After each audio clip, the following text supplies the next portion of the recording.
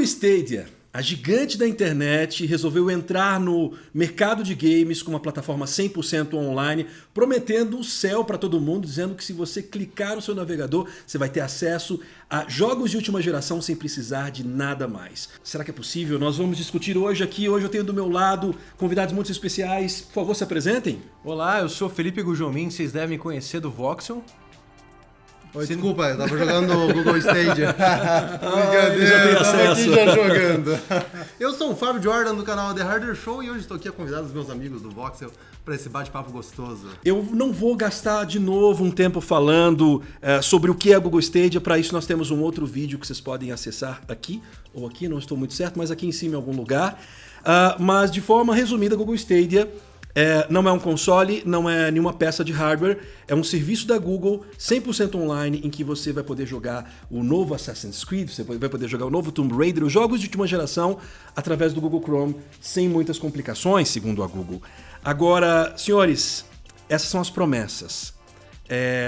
O Stadia não é o primeiro a tentar fazer esse tipo de coisa, né? Nós tivemos o OnLive quase 10 anos, em 2010, mas naquela época não tinha uma estrutura boa. Nós tivemos o PlayStation, nós temos o PlayStation Now, mas não aqui no Brasil, lá nos Estados Unidos. Tem também a iniciativa da GeForce Now, e tem uns futuros concorrentes, né? A Microsoft já falou que vai fazer o xCloud, que tem uma proposta quase igual, e também tem rumores de que a Amazon e até o Walmart estão querendo entrar na jogada. Se alguém pode fazer isso, é a Google que pode fazer? O que vocês acham? Eu acho que sim, mas eu gostei muito do seu iniciativa GeForce Now, parece uma coisa do Vingador. Parece a Marvel das fabricantes, assim, não pode. Mas eu acho que a Google é que tem a melhor estrutura, né? Tipo, servidor no mundo inteiro, já tem uma boa infraestrutura de navegador, de outros hardwares, né, Chromecast, etc. Então, nesse ponto, eu acho que ela tem uma grande infraestrutura. Agora, o outro contraponto, que talvez você vai abordar depois, mas eu já quero pautar aqui, porque é importantíssimo, vai ser muito fácil rodar no Google Chrome, para quem tem 32 GB de memória RAM. Fábio, você que é o cara do hardware, você que é o sujeito manjador das parafernália, eu queria entender, você deu uma estudada sobre qual que é o hardware que a Google está utilizando nesses data centers, nesse servidor, como é? Basicamente, rolou muita confusão, né, quanto ao Google Stadia, principalmente porque eles chegaram no evento e anunciaram que ia ter uma GPU de 10.7 teraflops, ia ter um processador assim assado. E o ponto é que esse produto não vai chegar ao consumidor. Muita gente se enganou pensando que eles iam vender uma caixinha que você ia pôr na sua casa e que ia ter, de repente, até uma GPU da AMD, que é o que eles prometeram no evento. Porém, toda essa infraestrutura que eles comentaram é o computador que vai ficar lá na nuvem, ou seja, no servidor deles, e é onde os jogos vão ser executados, ou seja, você vai clicar no Chrome e vai rodar lá no servidor dos caras. O ponto de ter essas especificações é apenas, acho que, mais pro gamer, pro consumidor ter uma noção do que ele vai poder rodar, né? Então, capacidade de processamento em 10.7 teraflops, que é praticamente o dobro do Xbox One X, né? É quase o dobro do Xbox One X ou o Xbox One X e o PS4 Pro somados e mais um tanto de desempenho ainda. Agora, a gente tem como basear um pouco do número que eles passaram e ter uma noção de qual GPU seria essa. Seria algo equivalente a uma Radeon Vega 56, o que é uma das GPUs mais potentes da AMD na atualidade, né? E seria suficiente, então, para você rodar games em 4K, até porque o Xbox One X, com quase metade da potência, roda já os jogos em 4K. Então seria uma GPU para você rodar com 4K a 60 FPS estável e na qualidade máxima. Esse acho que é para ser o ponto do Google Stadia e você ter essa folga de desempenho. Só que também ele não é um hardware dedicado exclusivamente, não significa que todo esse poder computacional vai estar dedicado sempre ao jogador. Vai depender, acho que, do game que você vai estar executando, principalmente num primeiro momento. Os games vão rodar só em 1080p, então não vai ser usado todo o potencial dessa GPU.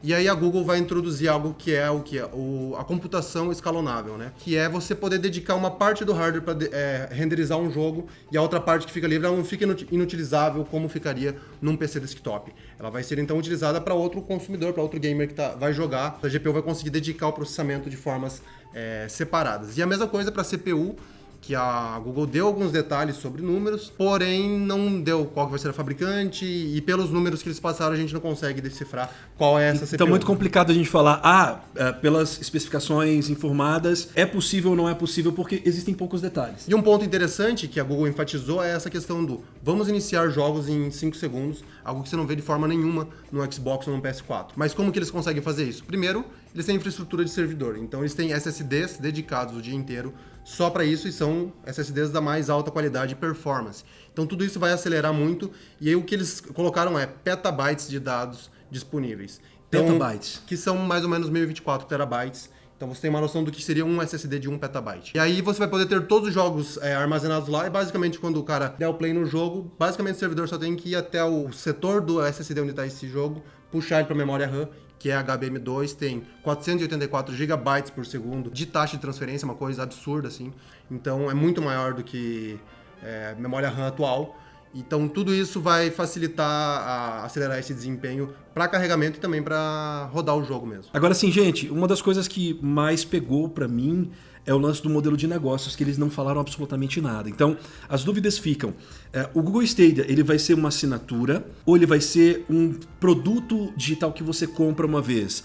As assinaturas, o catálogo deles vai ser tipo um catálogo de assinatura à la Xbox Game Pass, ou você compra o jogo de uma vez por todas e ele é seu digitalmente na nuvem para sempre, ou você aluga, ou todas essas alternativas? O que vocês acham? A gente vai falar depois dos problemas, né? Não é nem a questão do problema, mas assim, é mais a parte especulativa. O que seria viável? Né? Até em questão de valores, porque, de novo citando o Xbox Game Pass, que eu acho que é um caso de sucesso, né? Você paga R$30 mensais, tem acesso lá, sei lá, 100 jogos. E as pessoas estão consumindo, funciona pra caramba. Agora, se o Xbox Game Pass custasse, ainda que você tivesse 100 jogos durante o mês pra você jogar, mas se custar R$100, eu não sei se as pessoas consumem. Não, então, e também tem a questão que a gente tá muito já acostumado com o modelo Netflix, né? Sim. Que é a gente, tá na nuvem, tá fazendo streaming, mas assim, uma assinatura é barata e eu não tenho um catálogo, eu não tô pagando $60 por um jogo que nem é meu. Digamos, a gente não sabe o valor, que também é uma questão que acho que vai determinar muito o sucesso dessa plataforma, tanto quanto a tecnologia, quanto se funciona. Mas você paga $60, você pensa, mas eu podia estar comprando o jogo em caixinha e ter aqui na minha coleção legal e revender depois. Não é um valor meio alto demais por um jogo? De repente, se fosse lá por 100 jogos, já muda a percepção, né? A gente não tem muitos detalhes, mas assim, para abrir até a discussão sobre a questão dos problemas que nós já enxergamos no futuro, tem a questão, o Stadia, a Google ela apresentou muito o Stadia como se fosse uma coisa que fosse democratizar, né, o videogame para muita gente, trazer pessoas, né? Eu até mencionei aqui outro dia na redação, nunca tiveram um console antes de jogar. Só que um argumento que eu ouvi essa semana que eu acho que faz muito sentido é o de que se uma pessoa ela não tem dinheiro para comprar um console, sei lá, de R$2.000, que é mais ou menos a faixa, R$1.500 um console da geração atual, será que ela teria dinheiro para, ainda que ela tivesse acesso na região da casa dela, ela teria dinheiro para pagar uma internet de, sei lá, 30 mega, que é mais ou menos o que eles estão sugerindo, né? Será que realmente isso democratiza? Porque a pessoa que às vezes não tem grana a pagar só a internet de 5 mega, de 1 mega, ela não vai conseguir ter acesso a isso. Então é um pouco mais complicada a discussão. Então, né? Eu acho que o problema consiste, nessa questão das incertezas atuais. E pelo que eles mostraram até agora, a gente tem exemplo do Assassin's Creed Odyssey, que é um jogo lançamento, que é um jogo de $60. Então, se esse é o tipo de jogo que vai estar na plataforma, e se ele for um serviço ao estilo Netflix dos games, a gente tem essa problemática de se vai ter lançamentos, é um serviço que vai custar caro. Porque a Ubisoft não vai vender a licença barata e eles não vão ter só um jogo à disposição, eles vão ter vários jogos e todos os contratos com N distribuidoras vai acabar saindo caro. Sim. E o ponto eu acho que sim, vai ser um serviço Netflix, não vai ser você compra o jogo e joga online, porque o exemplo que eles deram após você ver um trailer de Assassin's Creed, você pode clicar o botão play. Então, essa parte já vai estar inclusa. Qualquer jogo que você estiver vendo ali vai estar disponível na nuvem.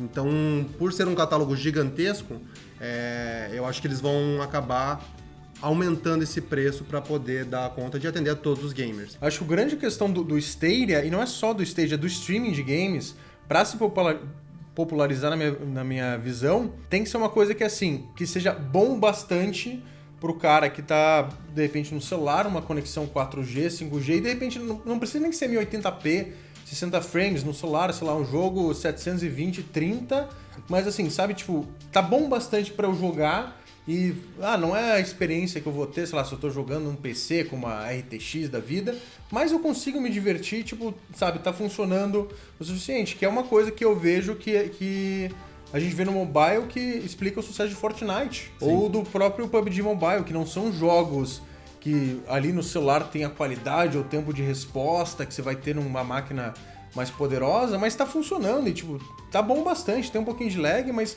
o cara consegue jogar, se divertir. Eu acho que o streaming, a porta de entrada é se ele conseguir entregar isso. Não é necessariamente entregar, pô, a qualidade que eu tenho jogando no Xbox One X, no meu iPad. Tipo, cara, se eu quero a qualidade do Xbox One X, eu já tô jogando provavelmente no Xbox One X. Mas então agora a gente vai falar sobre os problemas, né? Porque existe uma série de promessas, mas nós vemos coisas que não exatamente são coerentes com essa realidade que a Google está dizendo que ela vai oferecer pra gente. Mas eu queria saber do Felipe Gugelmin, que estava lá na GDC. Sim.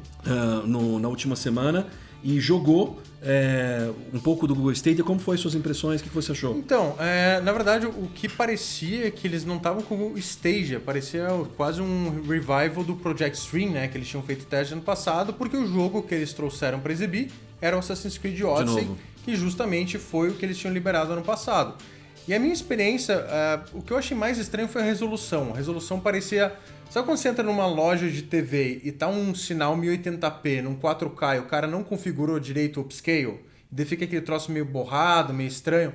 Então, tava isso em todas as unidades que estavam lá, mas não era uma coisa assim que você, nossa, tá injogável, não tá, mas tava meio estranho, então me fez parecer que, pô, ou alguém fez questão de configurar errado todas essas TVs, ou o sinal que eles estão mandando não é tão bom quanto eles prometeram. Mas a questão assim que me surpreendeu é que jogando Assassin's Creed Odyssey, foi um jogo que eu joguei bastante, né, até fiz análise, eu não senti nenhuma grande diferença em questão de resposta de controle. Isso que é o mais surpreendente. Acho que isso que a gente quer no streaming, né, que é a grande preocupação.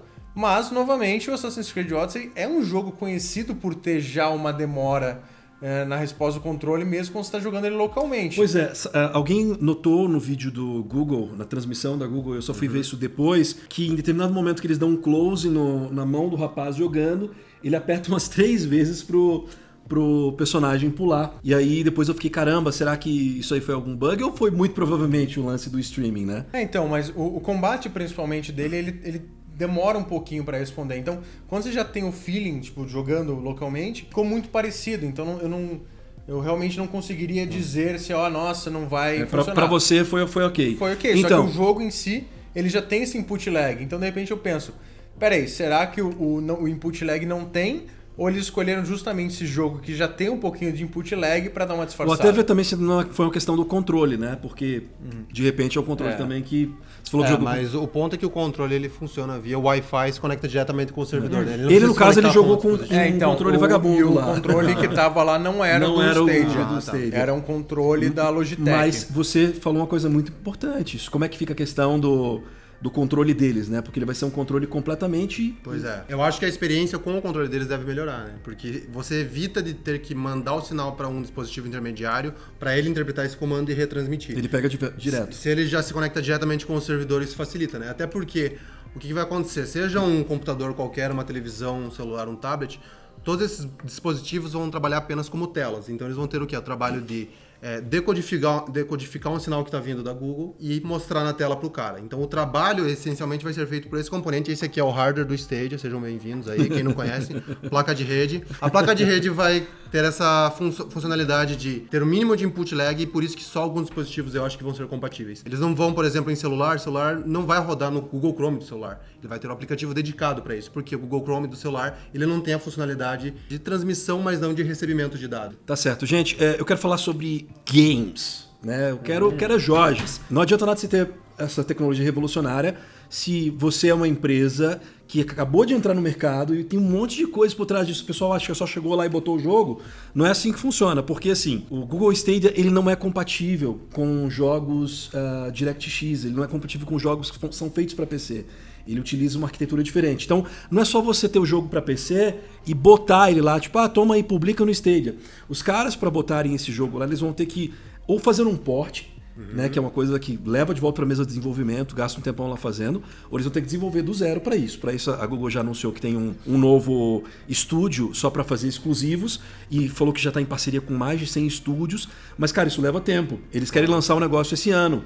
Então, o que vai vir na biblioteca desse negócio aí? O que você acha, Gugelmin? Nesse sentido, eles têm um grande problema chamado Microsoft, né? Porque a Microsoft ela vai lançar o xCloud em breve, que é um concorrente muito próximo, e ela já tem o Game Pass. Ela não precisa fazer muita coisa, Não, então, ela já tem. Ela já transporta os jogos com o DirectX, né? Então, exatamente, ela já os jogos próprios dela, ela já faz um DirectX, que é uma linguagem que é tanto para Xbox quanto para PC, e ela já tem um ótimo relacionamento com muita desenvolvedora. O Game Pass tá aí, né? Então, o ponto é que nem tudo na vida é DirectX, né? Tanto que o PlayStation 4 não trabalha com DirectX. E a gente tem a API Vulkan e OpenGL nos PCs, e toda a arquitetura do Stadia é para ser x86, até pela arquitetura da AMD que está sendo introduzida. Então não é uma estranheza para os developers também, o hardware, e a API Vulkan também não é uma estranheza. Eu não falo nem na questão de estranhar, mas no trabalho que eles vão ter que fazer. Então, mas eu digo, se o cara já faz de repente jogos para PlayStation 4, ele ter esse trabalho de adaptar para a biblioteca do Stadia e utilizando a mesma API que se for a Vulkan no caso,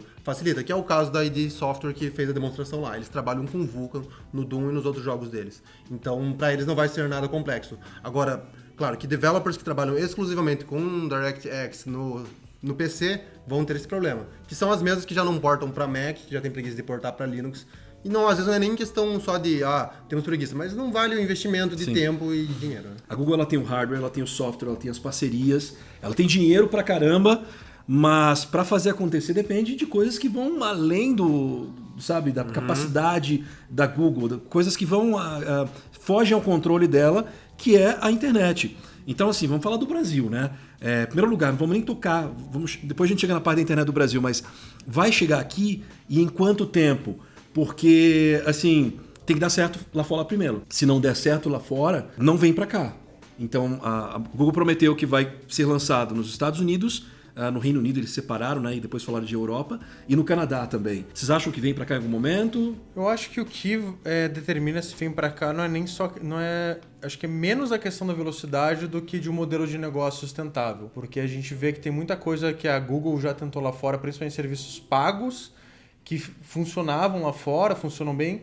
O próprio YouTube Red, né, que é um serviço de assinatura, lá fora pegou muito mais do que aqui, porque aqui a gente sabe que as coisas são caras. Aqui, para nossa realidade econômica, se você faz o Game Pass deu certo porque é R$30 por mês. Sim. Se fosse com R$100 por mês, eu duvido que daria tão certo quanto, sabe?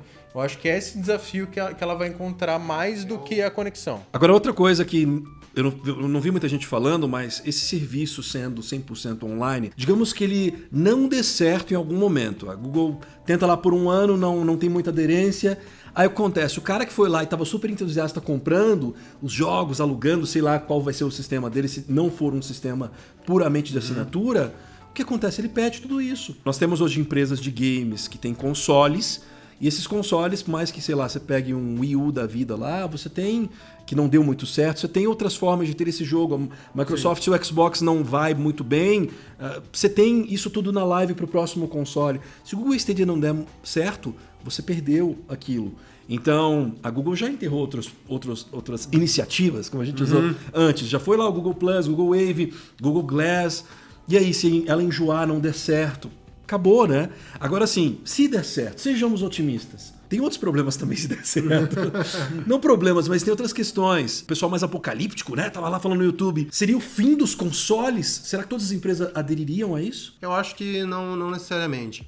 Porque a onda de pessoas que têm o console, o videogame como um entretenimento único é muito maior do que a gama de pessoas que apostavam, por exemplo, em Blu-ray. Por que o Blu-ray tem vendas tão caídas em comparação com o Netflix? Porque é só uma questão de você colecionar, etc. A experiência que você vai ter no streaming é a mesma.